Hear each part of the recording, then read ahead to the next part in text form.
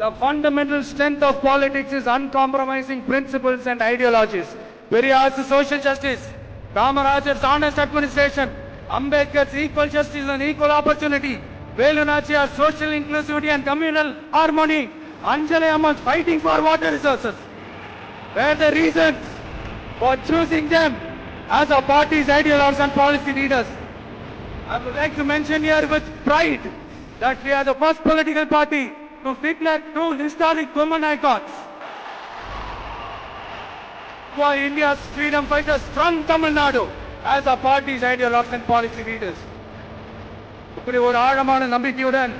வரும் 2026 தமிழ்நாடு சட்டமன்ற தேர்தலில் ஒரு மாபெரும் அரசியல் மாற்றத்தை கொண்டு வந்து